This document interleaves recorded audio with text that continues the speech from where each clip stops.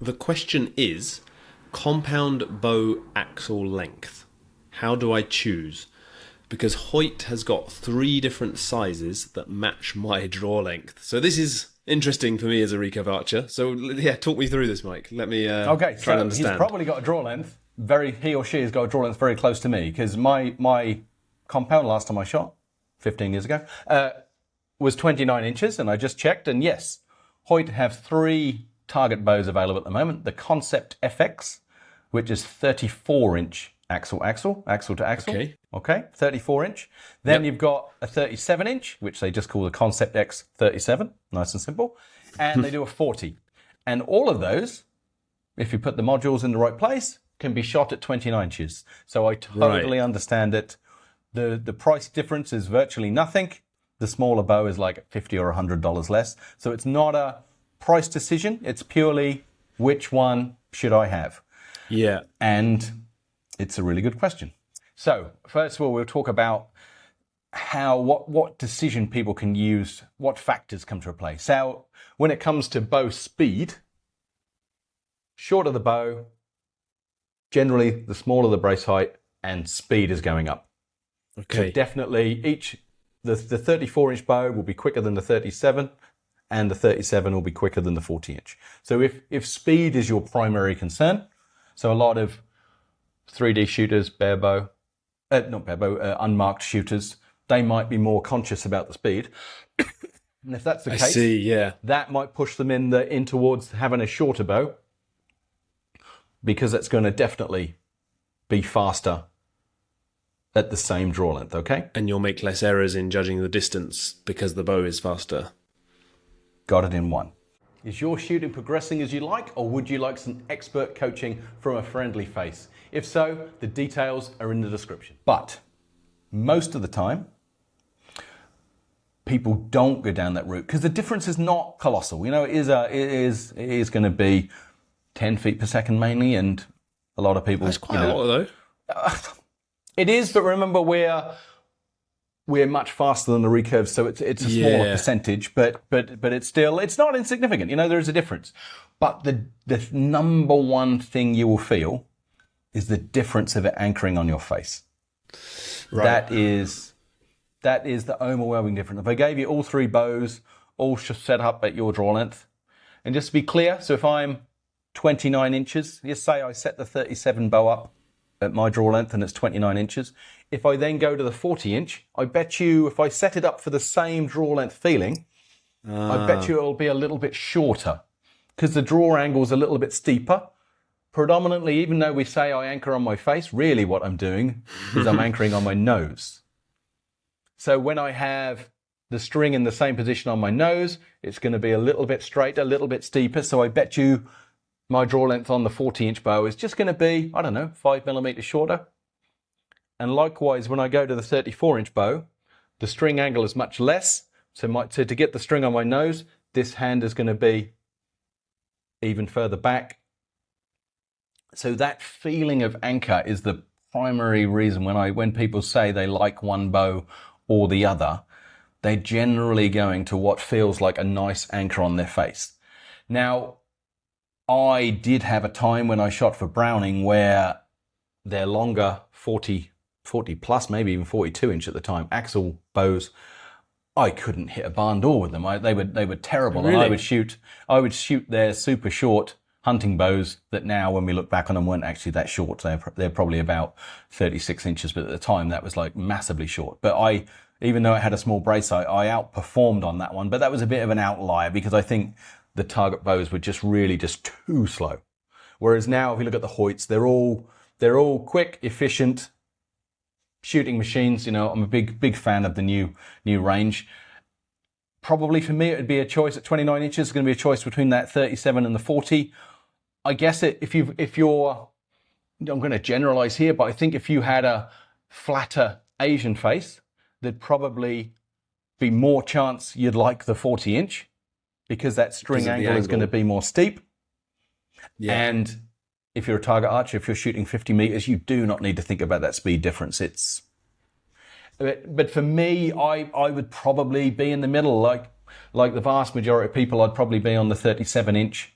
And then I think if you're down in the 26, 25 inch range, that draw length range, then you'll probably benefit from the smaller one. But it is more of a feeling at full draw. The people I know who shoot the bows longer than you might expect, it's because they feel more comfortable and more precise at full short draw. I don't really think there's much of a shooting difference. Some people will tell you the longer axle bows are more forgiving, less susceptible to torque.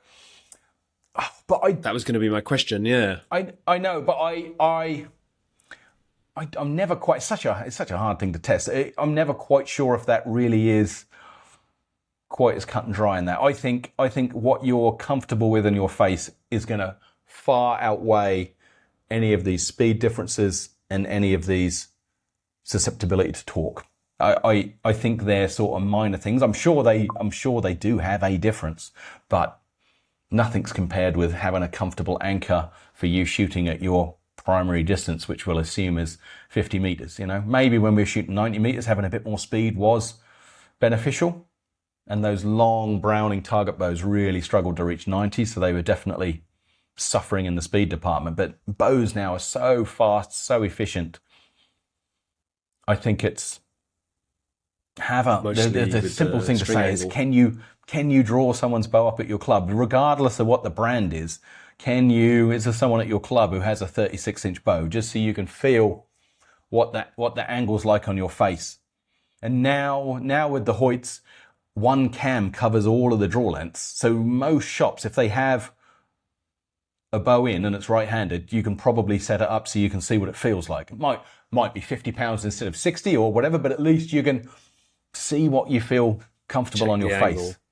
Yeah, and so I think if you've got a longer nose like me, you might be, and if you've got a flatter nose, then maybe you'd benefit from the longer one.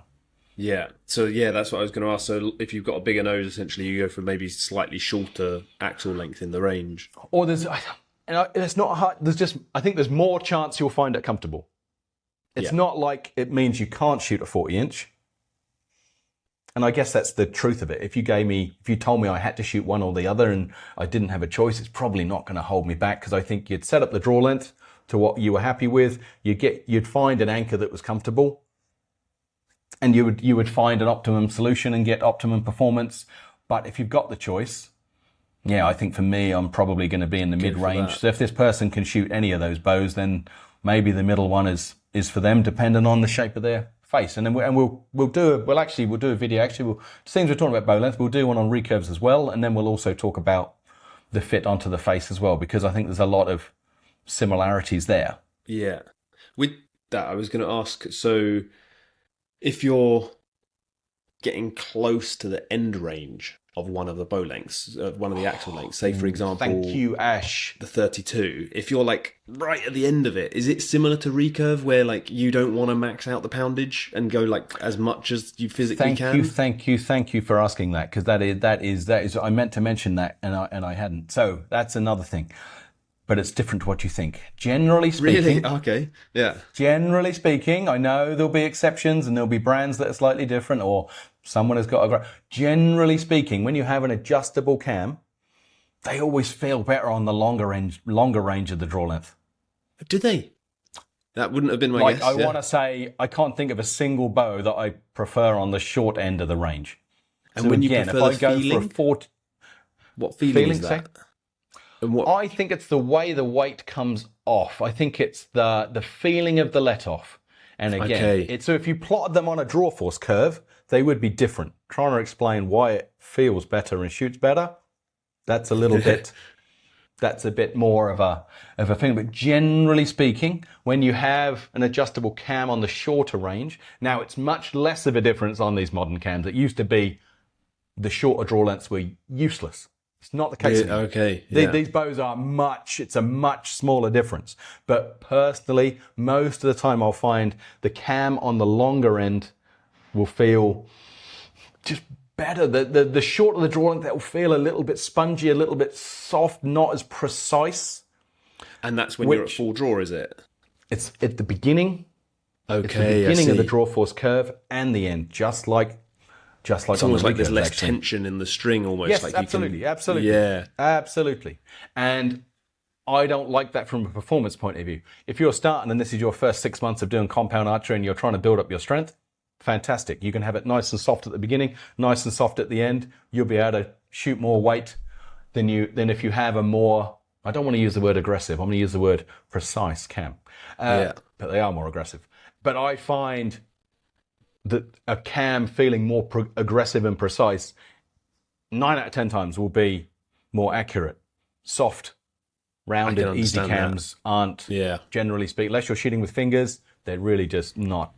I'd never find them to be optimum performance. So yes, so if I went for the 40-inch bow, I would then be on the mid to lower end of the draw length range. And I bet you I wouldn't like the feeling as much as if I'm in the middle to long. And if I was on the 34-inch axle bow, I would be on the very longest draw length. And that would be super high performance and speed. But maybe it would just maybe it just wouldn't quite be right for me. Now, if I'm hunting and I'm going through the woods, be far more portable, far more mobile. Trade-off is worth it, isn't it? Yeah. Absolutely. Going hunting, get yourself a small bow. You haven't got to do 144 arrows exactly the same. You've got to do one quality shot and not hit a branch. I know with the field archery, sometimes they're shooting over things and big bows can literally get in the way of branches and things like that. So I could shoot the 34, but I bet you from a target point of view, 50 meters, I'd be better in the mid-range and the longer bow. I bet you it just feel a little bit soft and a little bit sluggish, but nothing like they used to. Though. Yeah, because even my very extremely limited compound experience, but I was using a compound in a hooter shooter to test my recurve arrows. Fantastic. Yep. Yeah, we talked about that the other week. I was trying to work out how far to draw the hooter shooter. So I was like, okay, let's draw up the compound bow. Let's just draw it up and see where. I couldn't tell where it was. I couldn't tell where the draw length was because it was so spongy. And I was like, what is this? That's why for hooter shooting, I would always choose a bow with a hard stop. Yeah. A spiral cam or these modern ones where I can literally watch the string, watch the cam and the cable come around and touch. So then, because if not with a hooter shooter, you can't tell whether you're pulling against the stop. So I would use a cam with a hard stop that I can visually see. I can bring the string into the stop, and as soon as they touch, that's the because if not, you're going to keep on winding, and you're not going to just keep bang. But I know when you read so many websites and so many books, if anyone reads books anymore, they will talk about the soft rounded cam being more forgiving. And if you're on your beginner's course or your first 6 months of archery, they're absolutely right. If you're trying to make your club team, national team, become world champion, they're absolutely wrong. But so much of the marketing material, when they say it's more forgiving, it's softer, it's smoother, they're talking to the person who can't really shoot. They're not talking about the person who's trying to be world champion. Hoyt's most aggressive cam before these new concept ones come out was the SVX cam and the spiral cam before that. I was a massive fan of all of those. And I never switched an athlete over from the softer cam to the aggressive speed cam. I never done that and didn't get a performance increase. I mean, literally a score increase. It never happened. I'm always nervous because I'm spending $2,000 of their money on a cam that I think will score more points. And I'm super relieved because one day I'm going to change their cam and they're going to spend $2,000 and the score's going to go down and I'm going to feel terrible. But so far, every single time I've got them to change to a more high performance bow, every single time the score has gone up because it's just more precise. Yeah. I find it's that more precise. And so, yes, so the position of your draw length on that cam is another consideration as well. That's interesting because it is completely the opposite of what I thought. I was asking that because I thought, like, do you not want to go to the top end? No, so top end is fine. Out of the two, so it sounds like if you had to like just pick one right now, you'd pick the middle one. Yep. But if you weren't allowed to pick the middle one, it sounds like you would actually prefer the short one rather than the long one, right? I absolutely would. Yes. You'd like avoid that long one, basically. I have struggled to get performance out of some longbows. And this is a guy shooting 29 inches at 60 pounds. It's not like I'm 26 inch at 30 pounds, you know, and I again, is that my shooting characteristic? Is that I prefer a punchier bow I mean, you could Probably argue would be that, but different with if I was compound, picking a bow yeah, just for indoors. It wouldn't surprise me. If all I wanted to do is go win Vegas, it wouldn't surprise me. Especially because when you're indoors, the bow, your bow is pointing down, particularly at Vegas. So the string angle, you want the string angle even more upright to feel optimum. So probably if I wanted a bow for indoors, I bet you the 40-inch would be the one. If I'd done the testing, I bet you I'd like the 41-inch, the 40-inch bow indoors. But I'd generally choose the 37 to be all round. And if I had to choose one and I couldn't have the middle, I'd go for the short one. Go for the interesting. speed. Yeah, go for the speed. Okay, right, okay. But that's because I found the speed gives me the performance, not because I want to have a fast bow. Interesting. I want to go buy a bow now. Yeah. I want to go get a bow now. It's made me... it's about time I got shooting again. If you stayed till the end because you enjoyed the video, please consider subscribing. It really helps me.